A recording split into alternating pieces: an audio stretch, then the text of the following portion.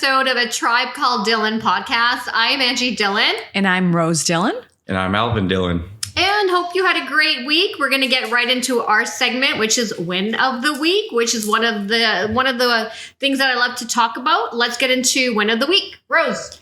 Come back to me. Let's start with you, Ange or Al. Oh. I need a minute. Let's go to Al. I got a few wins, but we'll give you one this week. We are getting closer to finishing phase 1 of the renos. Ooh. So we've got the countertops in. Okay, what's phase 1? What does phase 1 of the reno entail? The 3 washrooms need to be completed and then move on to the rest of the house. So we're almost done. We've got the flooring in, the bathtubs and the sinks are in, so they're usable now. I guess we went so long without using our sinks that I forgot that the sinks were working. So I was still brushing my teeth in the laundry tub. And then I realized after, I'm like, wait, I can use the regular washroom like real people. Nice. Yeah. So good. That's good. That's a big win. How long did the washroom renovations take? 3 weeks. Now they're all fully completed because we need the cabinet door. So it'll be, let's say, 1 month just for that. And my win of the week was I made a new friend. She's a little older, which I really like, and I can learn from her and grow from her because she's got a little bit more life experience than I do. She's a very sweet woman, and we went out for dinner last week, and I'm looking forward to spending more time and getting to know her better. Nice. Did you meet her at the senior citizens home? Were you taking care of her? Now At the bingo hall? No, you were at the bingo hall? That's a good idea. You were her caretaker, and then she became your friend by force. Did you meet her at the bingo hall? No, but you just gave me an idea because she was like, should we go to a karaoke bar? And I was like, yeah, maybe we will do that one day. But I might suggest us going to bingo hall. Bingo would be She's fun. probably like, hey, you need to have me home by 8 p.m. I go to sleep at 8:30. She can outdo me. Oh, She can I like her already. Oh yeah, I am. She said to me, "Don't play with the big wigs." I'm like, she wasn't kidding. Yeah, Very nice. Yeah. Okay. And what was your win? I have a really good win, and I'm actually really proud to share it.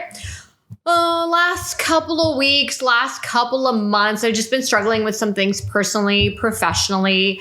You talk to yourself, you have that inner dialogue, and sometimes it doesn't work, and you can get perspective from other people in your life, and it doesn't work. So I made the phone call, and I got myself a therapist. Yay. And I'm sharing that because I'm so excited. I don't know why I was, procrastinating over it for a while. Because I thought, I know these things. I can talk to myself and get myself out of a situation. But there were some things that were really just bogging me down. And I finally made the phone call, and I had my first session last Monday evening. And one thing that I love about this therapist right from the beginning, because I've gone through therapy in the past, and you go there and you just expect that you're going to come back and see the therapist. But when you leave, sometimes you're like, I didn't really like this therapist. I don't think I gel with them. And in the past, you just think you have to carry on with that therapist.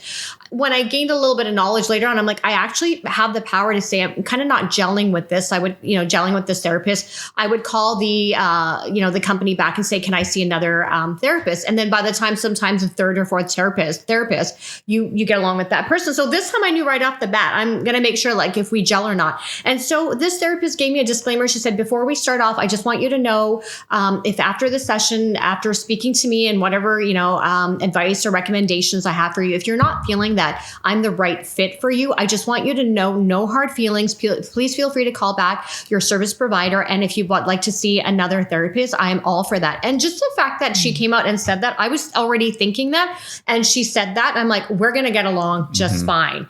And we had such a great first session. She actually was a great cheerleader. She walked me through a lot of things and basically like get out of your head. That was one of her key pieces of advice. And another key piece of advice that she actually said to me, she's like, when was the last time that you had some fun? And I couldn't answer that question. Like I couldn't. Wow, this podcast is fun. It's fun, but it's a little stressful, but it's fun. Yeah, it's fun, but this is also like a job. Yes, right. It's also not like a part-time job for us because we have full-time jobs. So what she meant was like, when have you gone? Like, when was the last time you went to a concert, or you just did rollerblading, or you just did something engaging and something fun? And I couldn't answer that question. That's when I was like, she's right. I don't know the last time I did some fun. So anyhow, our session went a little bit longer. It was only supposed to be an hour. It was about an hour and a half. like her already. I feel like it's Team Ange again. We're building Ange back as I'm at a point and at a phase in my life where I'll talk a little bit more. You know, your hormones get to you sometimes, life gets you, stress gets you. Things that 5 years ago didn't affect you as much, they affect you now. And I feel like for the last couple of months, I was somewhat teeter-tottering between a low frequency, a middle frequency. I didn't get to the high frequency. So we'll talk about vibrations afterwards, but I was kind of cruising along low and medium. And that's not where I like to sit. I want to be like vibrating. So I feel she's going to help me get me out of my funk. And I'm going to be vibrating a higher frequency. And I hope that frequency emits out to all of our viewers and our listeners, because that is the goal and the aim. So I'm going to be better than yesterday. Got myself a therapist. I am so stoked. Next session is in a couple of days, and you'll see the journey with me, and I'll talk about it and I'll share things because I have no shame in my game in talking about seeing someone. Good for you, Ange. Nice. Wonderful. Thanks. Yeah, that's a huge win. Time to feel the good vibrations. Yeah, and it's time to talk about it. You're going to do that. Yeah. Oh, actually. Thank you, Marky Mark and the Funky Bunch. Yeah, but let's get into our content today, which is why we're here, which is why our listeners and our viewers tune in, because they want to know our perspective on things. Well, today we're going to talk about big fat Indian parties. For our non-Indian viewers, Indians, we love a party and we love a big fat party. Our smallest parties are 60 people? That's considered a really tiny house. Yeah, at a house. And so we're going to talk about a party we had last night. Our uncle turned 75 and he wanted to do a big bash, which I thought was fantastic. Yep. And so it was our first party after the pandemic. So I've got a series of questions. Are you guys ready?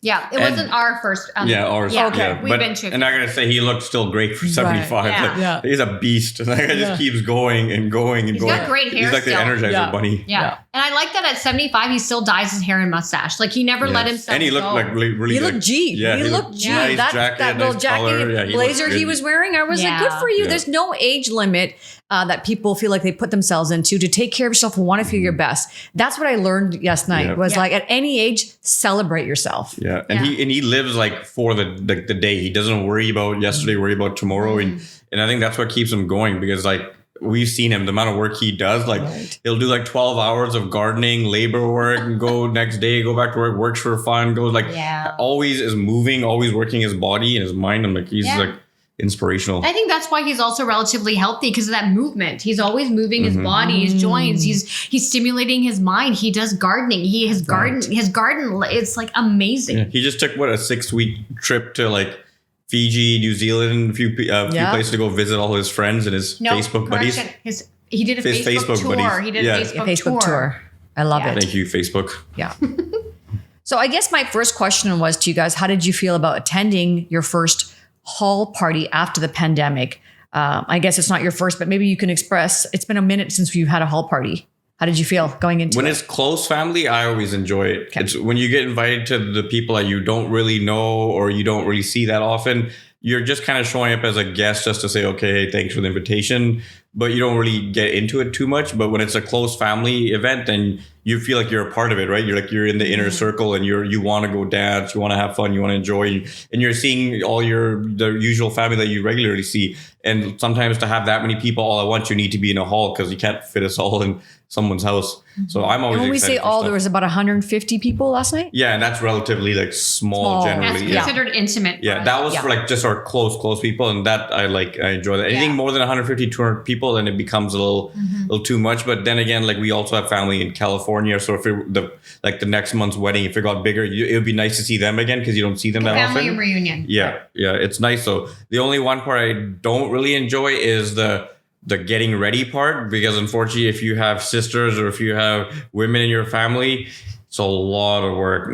Guys, I already know. I just lay out my shirt, my thing, it's ironed, ready to go, get ready in 15 minutes. But your guys' thing is like 3 to 4 hours before, and it can't be get ready by yourself. It needs like it's almost like those like heirs to like the queen. Like you need someone to hold your dress, someone to do your hair, someone to do this, hold the light this way, trim this, trim that. It's just a gong show. Yeah. Yeah, you always gotta get leading up to the party, it's like stressful. Then you get there, you're like, okay, we're here now. Well, it didn't help yesterday. We got caught in some traffic on a Friday evening. Right. 2 hour. It took, well, we were lucky. We got there within 1 hour. We did some detour, but there was an accident on one of our, I think, bridges or highways, and that clogged up two of the main arteries, which was getting into Richmond, British Columbia, getting from Surrey to Richmond. So I think a lot of people arrived a little late at the party. And sometimes that kind of buzzkills your mood a little bit, right? For me, it was okay. I use that to zen myself out from the 4 hours of stress beforehand. So to me, it was okay. You also have to manage the roommates for you. That's a little stressful. Yeah. The renos, managing at least one of the roommates' expectations has been quite difficult. Mm-hmm. It's like the worst client ever. I agree, but I want to move on. Ange, how did you feel about attending this party after a minute? Okay, so for me, I've attended a few parties after. I'm just trying to think, was it 2022? Last year, I had my work party, which was basically our first party after COVID. So that was almost 350 employees. Shortly after that, I think there was another family party. And then even this year in March, one of our cousins whose wedding reception didn't happen during the pandemic, she had her wedding reception. So that was really nice as well. For me, I'm starting to realize as I'm getting older, I don't do well with big crowds now. I don't like the big 700-800 party receptions. This was a little more intimate. I mean, I know 150 doesn't seem like it's intimate, but in our culture, considering we have like 30 immediate cousins from one side, from my mom's side, and they all have 6 or 7, they all have about 2 or 3 kids each. So that, if you do the math, that's like 75 immediate family members right there.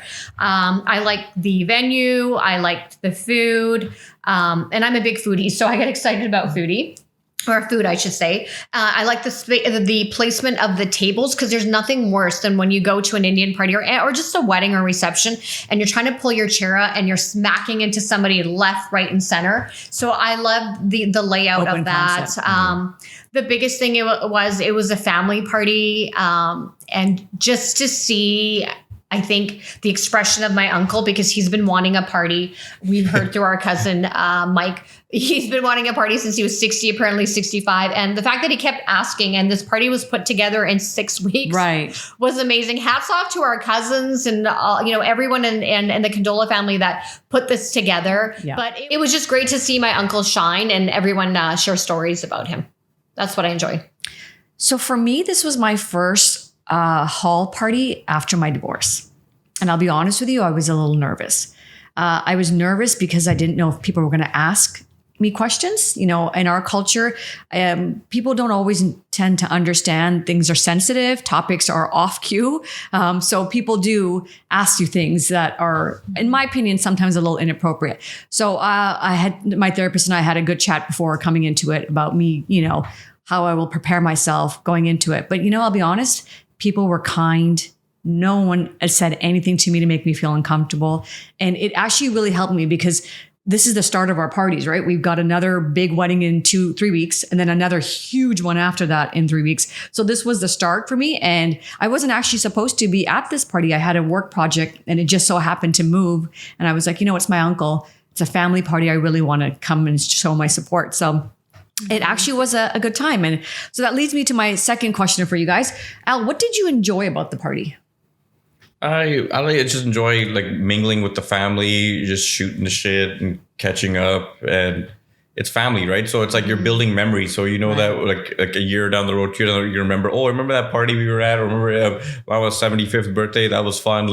It's just good times, because nobody really knows how long we're going to be here on this planet for, and you want to have these memories while you can, because once they're gone, you're going to sit there and regret and say, we should have done this or we should have done that. Mom wanted to give a speech beforehand. She had everything prepared. And then they told us, okay, we have an open mic coming up, but it was after dinner time. So by then, I guess she kind of lost her momentum. She was like, I don't know if I want to go up now. It's okay. I won't go up. So I went and talked to Nav and I was like, hey, is open mic over now? Do you think, is there still time to give a speech? Like, yeah, who wants to give a speech? Like, do you want to? Like, no, not me. I was like, but Mom does. So he was like, okay, yeah, no problem. And Mom's like, no, I'm good. I don't want to go anywhere. I don't want to go. And then they came up to her like, no, just go. I was like, Mom, you're going to regret this if you don't do it. Just go and give your speech. It's 2 minutes. You don't do it. The rest of your life, you're going to say, I should have gave that speech. So then she went up and she gave her a good speech and everyone loved it. And so she was I was happy really about it. proud of her. That was a really proud moment for us to see her. I mean, she's close to 70. She's 68 years old. Yeah. To go up there in front of 150 people and do that speech. And without her glasses. So thank God for the font being really big. Well, I was really proud of her. I was Public a proud speaking is not easy. No. Yeah. But I think this is, and I was watching this from the sidelines, so I know that mom came prepared with a speech. And I'm going to talk to my aunt about this, which is my mom's sister. She left my mom hanging. And that wasn't cool because my aunt, of course, was scared to go up on stage. I think she thought that my mom maybe would ambush her to say something, but that was not going to happen. But I just think when you got siblings and you got to build each other up and you got to be each other's hype person. And so my aunt, I just saw my aunt, she's like, oh no, I am not going. And you could tell that had my aunt just said to my mom, I'll go with you, but don't ask me to say anything. I got you. That would have given my mom a little bit of encouragement. And in Punjabi and Hindi, it's a hosla, right? Yeah. To go and like do it. So the fact that my aunt took off right away and ran off on the other side, like my aunt is like, I think 60. But she ran off like a schoolgirl and then we couldn't find her. So I said to my mom, I said, Mom, like, where's Sabrina Mutsi? Are you going to go with her? And she said, no, she's gone and I'm not going to do the speech. I said, I think you should do it. So kudos to our mom. Kudos. Because our mom has instilled fear in us our entire life. And so the fact to see our mom remove her own insecurities and go and challenge herself, I like to think we're rubbing off on her. I think our podcast. So. I think her listening every week is starting to say, "Hey, these kids can go out there and talk about stuff. I'm going to go up there and do something." I was really proud of her. Very proud. She's witty. She had a couple of little one-liner punchlines. Yeah, she laughed at her own jokes up there. It was like, good for you. It was a very proud moment. She's definitely not going to make it her day job. So TED Talk doesn't need to call her. It was like watching your child walk for the first time. Yes, that's what it felt like. You're like, you got it. Yeah. You got it. I was really, and she went up by herself. That was the other thing. Her sister, we don't know where she I actually recorded her doing that speech. I might drop a little clip on social media for people to just see her go up there and do that because that wasn't easy to do. Mm-hmm. Yeah, no, it's not. And to add to it, she didn't have any liquid courage. It was all her doing this by herself. Yeah, a whole lot of toughness. Yep. So, Ange, what did you enjoy about the party? I enjoyed, I'm a big storyteller and I love stories. I love listening to stories. Storyteller. I'm getting better at them. Long stories. Be quiet. Well, it's my journalistic background that kicks in. Like you want to tell the who, what, when, where, and why. But anyhow, I love listening to the stories about my uncle. Yes.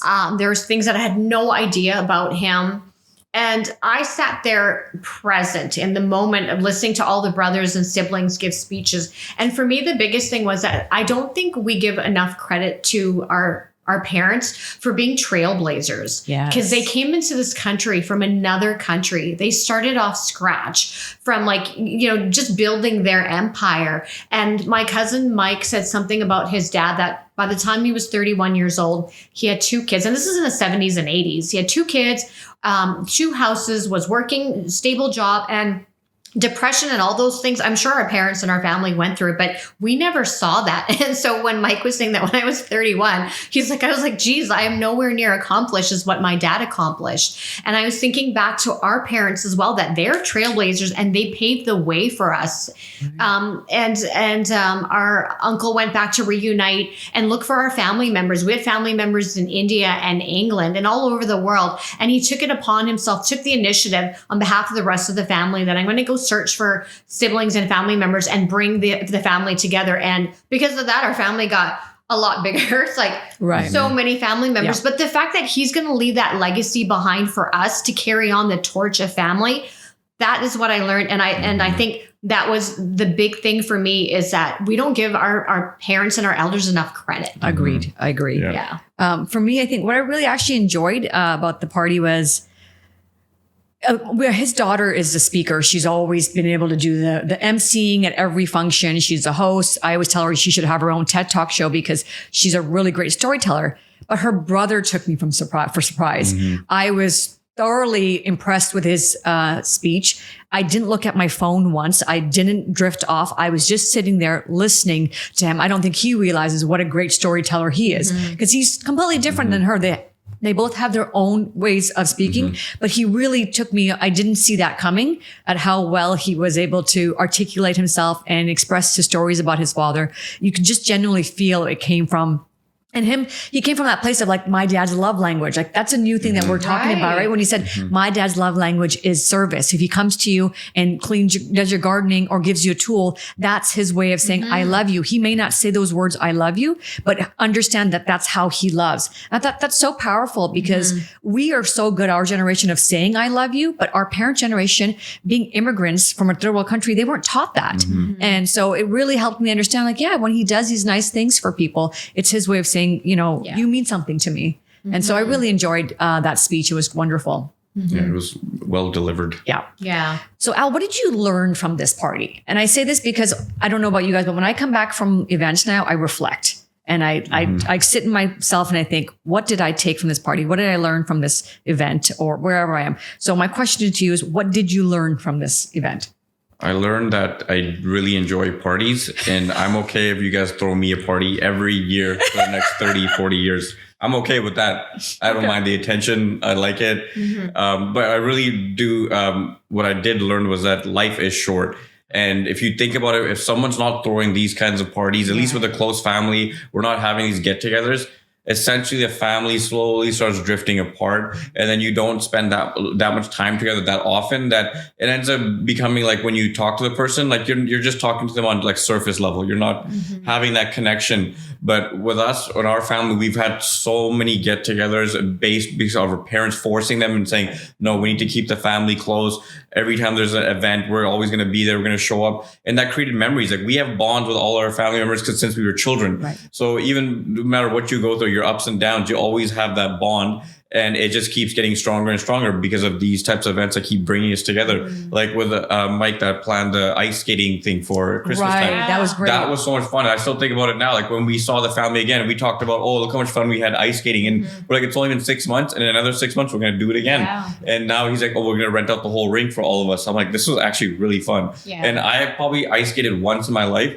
And I went there thinking like, this is going to be so hard. Within like 10 minutes, I was just like skating around the rink. Yeah. I had my helmet on just for safety.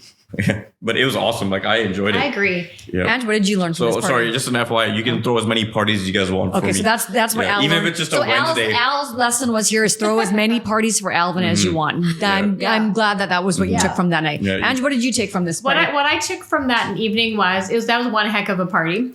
Second of all, I think I figured out where I get my wanting and desire to have parties, because I throw myself birthday parties every year when even other people don't. My milestone birthday parties or anything, I'm always involved. So I think that must stem from my uncle, because he likes parties and he likes to celebrate himself. That was the big thing I learned, that we have to take the moment to celebrate ourselves. And he took that moment and he made everyone be aware, hey, celebrate me.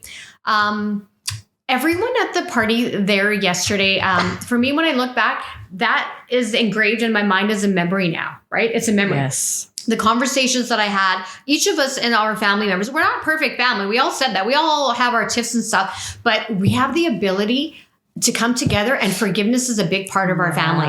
And that is what I learned yesterday, is that, man, I have connections with my cousins and my family member. And we had intimate conversations with cousins that we may not have had a couple of years ago because we were at a different point in our life. But man, everybody fueled my tank last night. Because I actually kind of went in with a little bit of anxious energy, just from I wasn't feeling well this week. I think I was in my own head. And I actually went in and everybody just helped to calm my nerves, because it was that, I do feel I was overly stimulated a little bit. But I did walk away from having this immense appreciation for our family, for just families in general, and for those aunts and uncles that take on a leadership role and say, we're going to throw parties. Everybody must come. Please bring your children. They're the glue that keeps us together, because I don't want the next generation to lose touch with where we came from. And I think I got to give a shout out to my cousin Mike, because I think he has taken on that leadership role amongst all of our cousins. Yep. And he just organizes events to keep us cousins together and like, hey, how you doing? What's happening in your life? Because sometimes months and months go by that we don't connect. So I saw a lot of my cousin learning from his dad and emulating that behavior of keeping the family together. And I want to help contribute to that too, to keep on the legacy. So yeah. So one of us needs to build a big house. Right. Yeah. Our uncle has no basement suite, just a party suite. Yeah. That's what I learned. What was your takeaway? Yeah, I think two things. One was